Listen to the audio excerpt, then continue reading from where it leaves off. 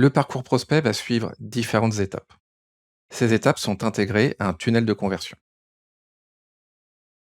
Ce tunnel de conversion est représenté comme un entonnoir. Sur la partie gauche, nous voyons l'ensemble des contacts adressables et en fin de parcours, à droite de l'écran, alors les clients que l'on a réussi à capter suite à ces différentes étapes du tunnel de conversion. Alors voyons cette démarche. Elle débute par une phase attirée, où l'entreprise va chercher à capter des contacts, à susciter leur attention. Ensuite, la marque va chercher à engager les prospects. Puis, une fois ces contacts engagés, alors l'entreprise va chercher à nourrir la relation avec ceux-ci.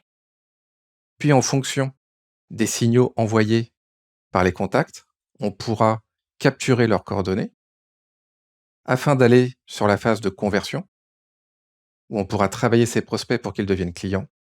Et une fois qu'ils seront clients, alors on pourra travailler à leur fidélisation. Voyons dans le détail chacune de ces étapes. D'abord, la phase attirée.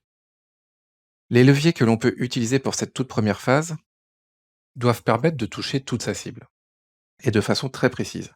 C'est pour ça qu'on pourra utiliser en offline la presse spécialisée, qui de par son nom permet d'être présent sur une thématique bien précise en termes d'éditorial, les relations presse, mais cette fois-ci en s'adressant aux journalistes de cette presse spécialisée pour obtenir de la retombée, et l'entreprise peut utiliser les réseaux sociaux, parce qu'elle pourra aussi y trouver de façon précise sa cible, et elle pourra utiliser ces réseaux sociaux en organique, c'est-à-dire en postant directement des publications depuis sa page entreprise, et en payant, en sponsorisant certains de ses posts pour qu'ils atteignent un maximum de contacts dans la cible.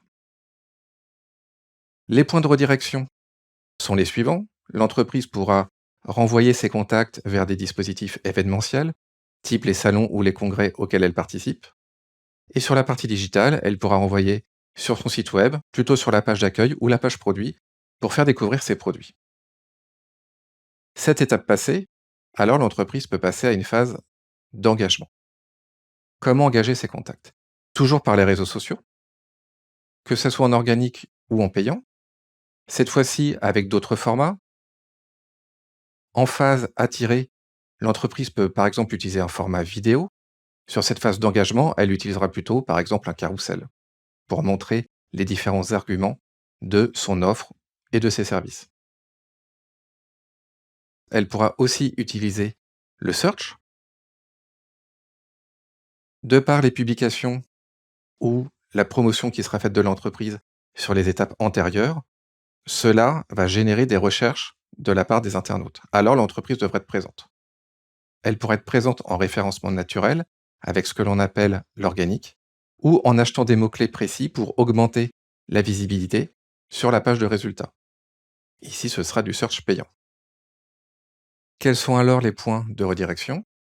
Toujours l'événementiel, mais cette fois-ci sur des événements tels que des conférences ou des petits déjeuners qu'elle organise elle-même. Et sur le site web, on ira davantage sur des pages qui présentent les produits ou du contenu à travers le blog de l'entreprise. À la troisième étape, nourrir, la relation peut être nourrie grâce aux newsletters. Avec une fréquence régulière, l'entreprise peut informer de ses nouveautés, peut engager la conversation autour des informations sur son secteur d'activité dont elle parle à travers sa newsletter, et puis toujours le search pour être présent sur les réseaux sociaux, et toujours le search en organique pour être présent sur les pages de résultats, et les réseaux sociaux pour continuer à publier, à être visible, à tenter l'engagement avec les cibles. Les redirections pourront se faire vers le blog, où le prospect pourra trouver tout le contenu qui est intéressant pour son secteur d'activité ou qui peut répondre à certaines de ses interrogations. Dans la partie capturée, c'est ici que l'on va chercher à obtenir des coordonnées de contact pour qu'ils puissent être ensuite travaillés par les équipes commerciales. Ici, rien de mieux que de travailler directement sur des emails de prospection dédiés. C'est-à-dire qu'ici, on ne prendra pas une newsletter qui enverra un email de masse, mais ce sera plutôt les commerciaux qui auront des bases de données qualifiées de prospects pour proposer un rendez-vous ou autre chose à ses contacts. Toujours le search, en organique ou en payant, et le retargeting, qui permettra de toucher à nouveau des visiteurs de votre site web. Les points de redirection vont être des landing pages, donc des pages d'atterrissage, qui proposent des ressources, qu'on appelle des lead magnets.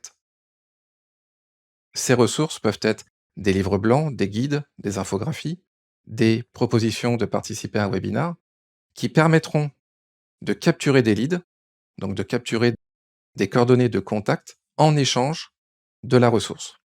Cette phase s'appelle MQL pour Marketing Qualified Leads.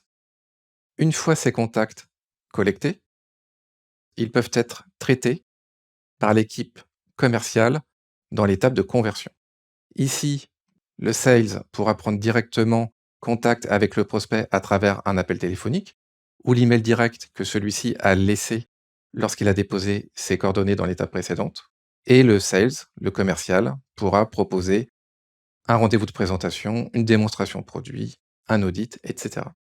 Cette phase s'appelle SQL pour Sales Qualified Leads. C'est ici que les commerciaux qualifieront la capacité du contact à devenir client. Si le contact ne transforme pas, il est renvoyé à la phase nourrir, qui permettra de nourrir cette relation et de le repousser plus loin dans le tunnel de conversion pour détecter de nouvelles opportunités commerciales à venir. Enfin, le prospect devenu client. Alors l'entreprise sera à la dernière étape, qui est la phase de fidélisation. Ce sera alors le CRM qui assumera cet objectif.